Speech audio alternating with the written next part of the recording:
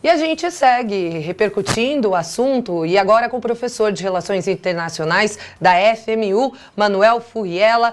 Oi, professor. Muito boa tarde para o senhor. Obrigada por nos atender. Boa tarde. Vamos lá, a monarquia britânica, como eu conversava agora com o Renato, é uma das poucas que se mantém no poder e uma das, se não a mais famosa do mundo, né, professor? O que significa para a família a morte do príncipe Philip? De alguma forma enfraquece a figura da realeza? Realmente tem peso, tem uma repercussão. A monarquia britânica, como você mencionou, é uma das mais importantes do mundo.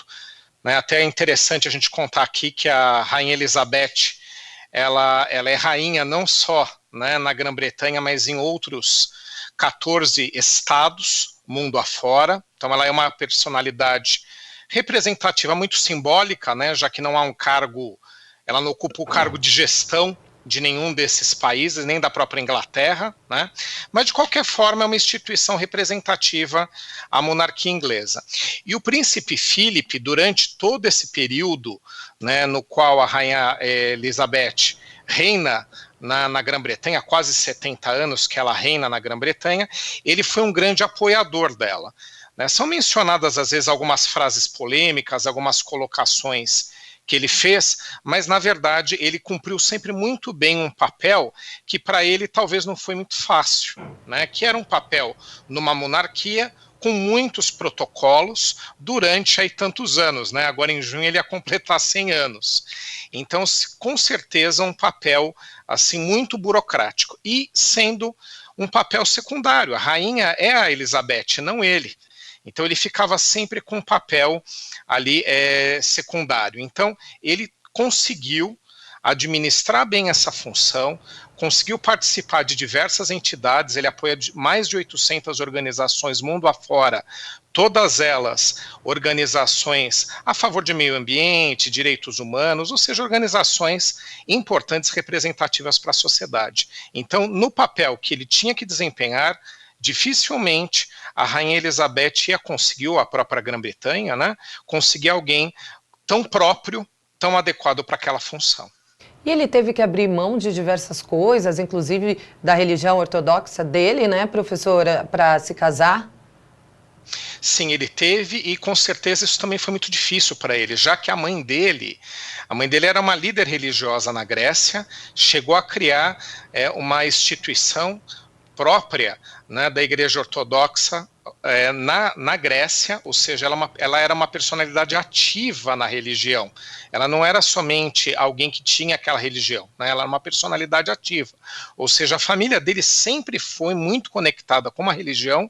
Quando ele teve que adotar outra, ele teve que abrir mão de parte do sobrenome, porque havia ali uma percepção que seria um sobrenome inadequado, né, ligado ali ao que soaria como algo alemão, durante um período onde a Grã-Bretanha estava em guerra contra a Alemanha, né, ali durante a Segunda Guerra Mundial, eram os principais rivais europeus. Então ele teve que abrir mão de muitas questões próprias, ligadas à sua personalidade, à sua formação, em prol de assumir esse papel secundário que eu mencionei, né? E ele fez isso. Então, a rainha ela conseguiu encontrar uma pessoa, um companheiro importante para desempenhar essa função que ela tem, representativa, difícil e representativa na Grã-Bretanha e nos outros estados que eu mencionei.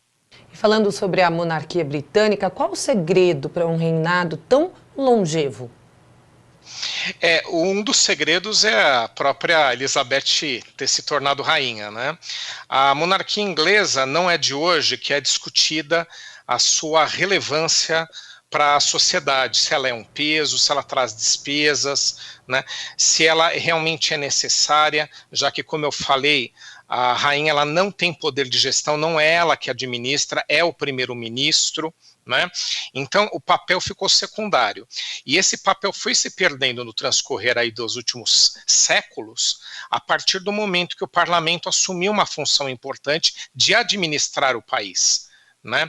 Então esse papel foi se perdendo, e a rainha Elizabeth ela teve uma sacada, uma ideia muito interessante de buscar um outro papel, do papel da representatividade, do papel da manutenção daquilo que é ser britânico, de valores britânicos. Então ela conseguiu mostrar para a sociedade que ela é uma guardiã desses valores que fazem parte da formação do britânico. Então ela buscou um outro papel.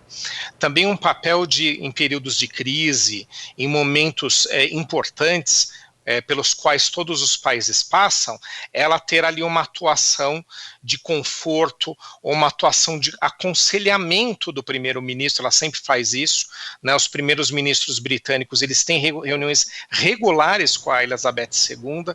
Então, a Elizabeth II é que, com certeza, com essa ideia que ela teve de um novo papel, né, para a monarquia, e de ela saber seguir esses protocolos todos, com certeza ela foi um dos sustentáculos. E o príncipe Philip fez parte desse pacote, dessa lógica, porque se ela tivesse ali um marido que se opusesse a esses protocolos, ou que até tivesse uma ideia de sair, né, de não fazer mais parte da família real, como foi o caso do tio dela, que abdicou para um casamento, ele casou com uma cineasta, o tio da Elizabeth II, e por isso que o reinado chegou a ela.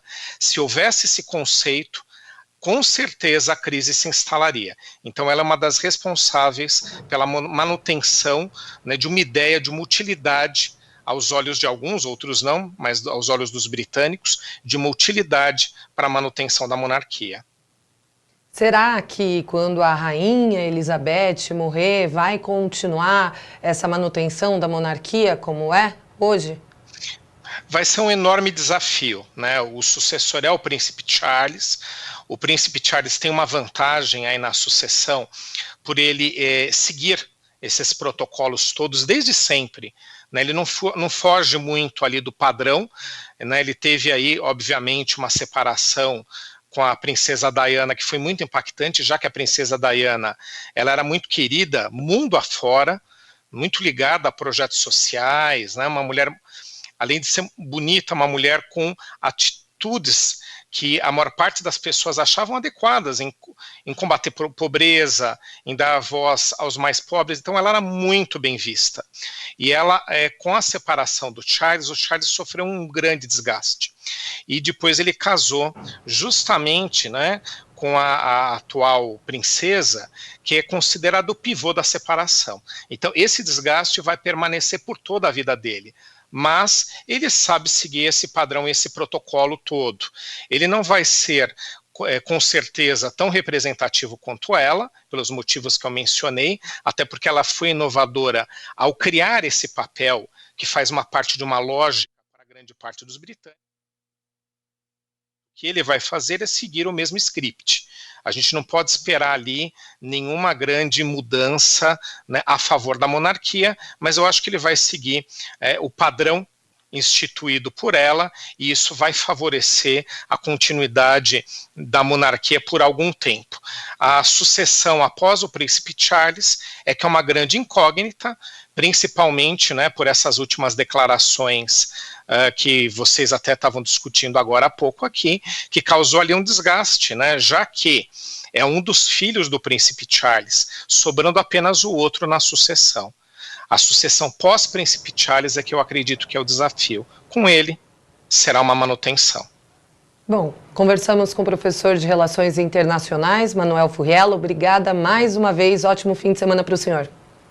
Para vocês também.